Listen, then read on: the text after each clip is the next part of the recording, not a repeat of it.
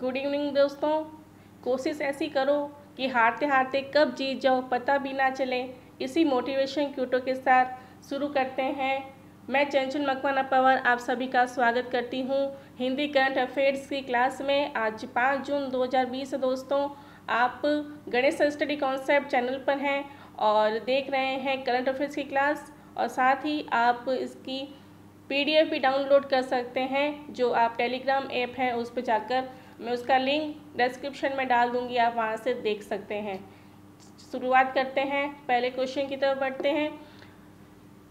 केंद्र सरकार ने हाल ही में किस पोर्ट ट्रस्ट का नाम बदलकर श्यामा प्रसाद मुखर्जी न्यास करने की मंजूरी दे दी है? दोस्तों, कौन सा ये पोर्ट है आपको बताना है। कोलकाता पोर्ट ट्रस्ट है, बी मुंबई पोर्ट ट्रस्ट, सी कांडला पोर्ट ट्रस्ट, या डी है पारादीप पोर्ट ट्रस्ट।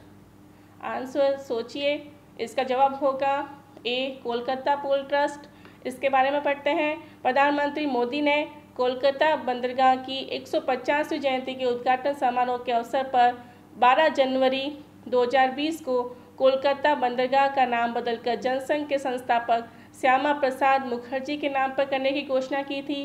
प्रधानमंत्री मोदी ने कहा था मुखर्जी बंगाल के हैं और बंगाल के थे और औद्योगिकरण के अग्रदूतों में से एक थे। ऐसे में बंदरगाह का नाम मुखर्जी के नाम पर रखना एक बहुत ज़रूरी कदम है।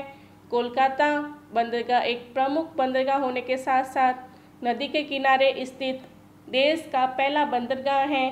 कोलकाता पोर्ट की गिनती देश के सबसे बड़े बंदरगाहों में होती है। दोस्तों, ये हैं श्यामा प्रसाद मुखर्जी, जो भारत के एक महान क्रांतिकारी भी थे। अगले सवाल से पहले इनके बारे में पढ़ लेते हैं। इनका जो जन्म हुआ था वो 6 जुलाई 1901 को कोलकाता में हुआ था। इनकी मृत्यु 23 जून 1953 को श्रीनगर में हुई थी। और इनकी सुधा देवी इनकी स्पाउस है। एजुकेशन इन्होंने प्रेसिडेंसी यूनिवर्सिटी में 1921 में की थी और यूनिवर्सिटी ऑफ कलकत्ता में भी। और पेरेंट्स के नाम हैं आशुतोष मुखर्जी इनके पिताजी हैं, और जोगमाया देवी मुखर्जी जो है वो इनकी माँ का नाम है। और इसके साथ ये एक इंडियन पॉलिटिकल बैरिस्टर हैं और एकेडमिशियन है, जिन्होंने क्या industry and supply of monastery prime minister Jawaharlal Nehru cabinet में किया है। ठीक है, आप इसकी पूरी डिटेल ये पढ़ सकते हैं। आगे चलते हैं। दूसरा सवाल मेरा आपसे, फिनलैंड में भारत का नया राजदूत हाल ही में किसे नियुक्त किया गया है? ए राहुल त्यागी, बी रवीश कुमार, सी विनय कुमार और डी नवदीप सूरी। दोस्तों, इसके साथ आप जवाब है रवीश कुमार। आगे इनके बारे में पढ़ते हैं। विदेश मंत्रालय ने संयुक्त सचिव रवीश कुमार को फिनलैंड में भारत का नया राजदूत नियुक्त किया है। रवीश कुमार काफ़ी समय तक विदेश मंत्रालय के प्रवक्ता भी रहे हैं। रवीश कुमार अगस्त 2017 से अप्रैल 2020 तक भारत के विदेश मंत्रालय के प्रवक्ता पद पर रहे हैं। उनके कैरियर की शुरुआत इंडोनेशिया के जकार्ता में भारत मिशन के साथ हुई। इसके बाद उनकी नियुक्ति थिम्पू और लंदन में भी रही है। रवीश कुमार बिहार के भागलपुर जिले के नाथनगर के रहने वाले हैं। तो ये रवीश कुमार कौन है? ये देखिए दोस्तों, ये इनकी तस्वीर है, आप इनसे आराम से दिमाग में बैठा सकते हैं। तीसरा सवाल है, हाल ही में किस देश ने 16 जून से 4 चाइनीज़ एयरलाइंस पर रोक लगाने का फैसला किया है? तो ए पाकिस्तान, बी नेपाल, सी बांग्लादेश और डी अमेरिका। क्या होगा इसका जवाब? तो दोस्तों, इसका जवाब है अमेरिका। अमेरिकी विमान कंपनी को इजाज़त नहीं दी जाने के जवाब देते हुए ट्रंप प्रशासन ने चीनी विमानों के भी अमेरिका में प्रवेश पर रोक लगाने का फैसला किया है। इससे दोनों देशों में ट्रेड और ट्रेवल का लेकर तनाव और बढ़ जाएगा। अमेरिका के परिवहन विभाग ने 16 जून से 4 चाइनीज़ एयरलाइंस पर रोक लगाने का फैसला किया है। इन कंपनियों के विमान ना तो अमेरिका में आएंगे और ना ही यहाँ से चीन के लिए उड़ान भरेंगे। चौथा सवाल है दोस्तों आपसे, भारतीय उद्योग परिसंघ का नया अध्यक्ष हाल ही में किसे नियुक्त किया गया है?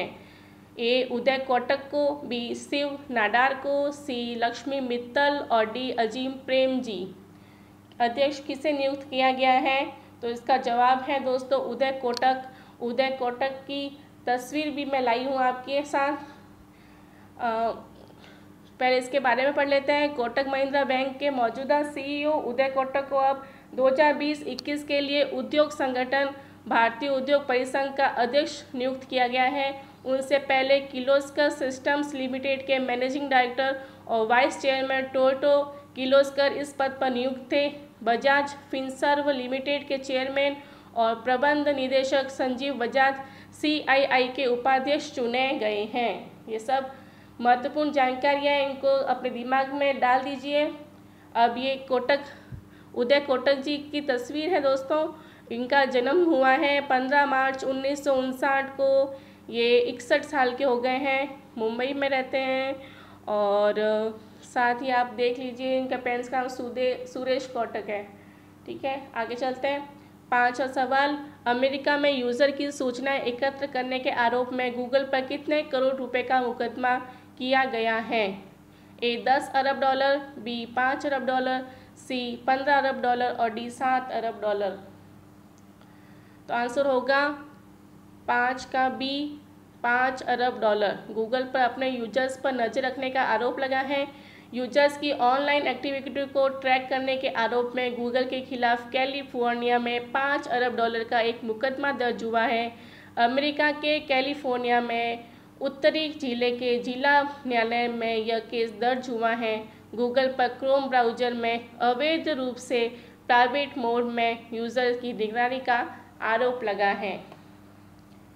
6वां सवाल दोस्तों, rating agency Moody's investors service ने हाल ही में भारत की सॉवरेन रेटिंग को Baa2 से घटाकर कितना कर दिया है? बहुत महत्वपूर्ण सवाल है दोस्तों। इसका ऑप्शन है A Baa4, Baa5, Baa3 और Baa6। दोस्तों एजेंसी का कहना है Baa3 इसका जवाब है। एजेंसी का कहना है कि निम्न आर्थिक वृद्धि और बिगड़ती वित्तीय स्थिति के चलते जोखिम कम करने वाली नीतियों के क्रियान्वयन में चुनौतियां खड़ी हो गई हैं। मूडीज़ ने भारत की स्थानीय मुद्रा वरिष्ठ बिना गारंटी वाली रेटिंग को Baa2 से घटाकर Baa3 कर दिया है। इसके साथ ही अकाल्पनिक स्थानीय मुद्रा रेटिंग को भी P2 से घटाकर P3 पर ला दिया है। मूडी ने इससे पहले नवंबर 2017 में 13 साल के अंतराल के बाद भारत की सॉवरेन क्रेडिट रेटिंग को एक पायदान चढ़ाकर Baa2 किया था।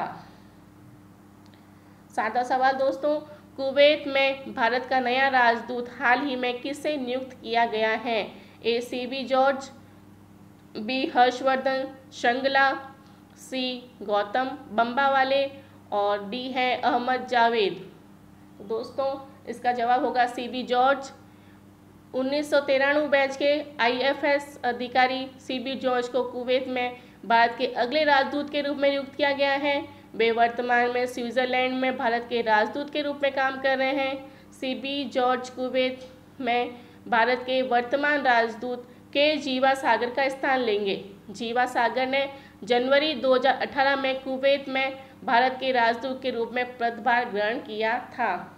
CB जॉर्ज, ये हैं CB जॉर्ज जो अपॉइंट किए गए हैं एम्बेसडर के रूप में। दोस्तों 8वां सवाल, हाल ही में किस राज्य सरकार ने कॉन्टैक्ट ट्रेसिंग की सुविधा हेतु सैलून और ब्यूटी पार्लर जैसी सेवाओं के लिए आधार कार्ड को अनिवार्य कर दिया है? A बिहार, B है झारखंड, C तमिलनाडु और D है उत्तर प्रदेश। दोस्तों ये है तमिलनाडु। कोरोना वायरस के जारी युद्ध के बीच सरकार ने देश की अर्थव्यवस्था को गति देने के लिए कई तरह के कारोबारियों को खोलने की इजाज़त दी। तमिलनाडु में यह बाल कटवाने या ब्यूटी पार्लर की सेवा लेने के लिए आधार कार्ड को अनिवार्य कर दिया है। राज्य सरकार की दलील है कि इससे कोरोना वायरस संक्रमण को ट्रेस करने में आसानी होगी। 9वां सवाल दोस्तों, हाल ही में किस राज्य ने कोविड-19 के प्रति जागरूकता फैलाने के लिए मिशन फतेह अभियान शुरू किया है? A बिहार, बी पंजाब, सी दिल्ली और डी है कर्नाटक। तो दोस्तों इसका जवाब होगा पंजाब। पंजाब की जो मुख्यमंत्री हैं कैप्टन अमरिंदर सिंह जी, उन्होंने कोरोना के खिलाफ राज्य की लड़ाई के हिस्से के तौर पर मिशन फतेह अभियान लॉन्च किया है। इस मिशन का मकसद लोगों को मनोबल बढ़ाना और महामारी के प्रति जागरूक करना है। मिशन फतेह को अनुशासन, सहयोग और हमदर्दी के द्वारा नोवल कोरोना वायरस के खिलाफ फैलाव के रोकने के लिए पंजाब के लोगों की प्रतिबद्धता का प्रतीक बताते हुए मुख्यमंत्री ने सभी सुरक्षा प्रोटोकॉल की पालना पर जोर दिया है। ये हैं पंजाब के मुख्यमंत्री अमरिंदर सिंह कौर, इन्होंने ये फैसला लिया है। अगला सवाल 10वां लास्ट सवाल है, मशहूर फिल्म खिलाड़ी में वादा रहा सनम गीत लिखने वाले जाने माने किस गीतकार का हाल ही में निधन हो गया है? अनवर सागर, ए, बी है राहुल सचदेवा, सी प्रकाश माली और डी है संतोष आनंद। दोस्तों इसका जवाब होगा अनवर सागर। 70 साल के अनवर सागर ने मुंबई के कोकिलाबेन धीरूभाई अंबानी अस्पताल में उन्होंने अंतिम सांस ली। अनवर सागर ने बॉलीवुड में 1880 से 90 के दशक में अजय देवगन की विजयपथ, डेविड धवन की याराना, जैकी श्रॉफ की सपने साजन के और अक्षय कुमार की हिट फिल्म में खिलाड़ी और मैं खिलाड़ी तू अनाड़ी के लिए गाने लिखे हैं। ये इनकी तस्वीर है दोस्तों। इन्होंने का जो फेमस गाना रहा है वादा रहा सनम, इनका अभी अभी निधन हुआ है, ये 70 साल के थे। इसी के साथ ये क्विज़ ख़त्म होती है दोस्तों। उम्मीद करती हूँ आपको ये ज़रूर पसंद आई होगी। इसी के साथ मुझे इजाज़त दीजिए और आपके कितने क्वेश्चन सही हुए हैं कमेंट बॉक्स में ज़रूर रिप्लाई कीजिएगा। चलिए धन्यवाद।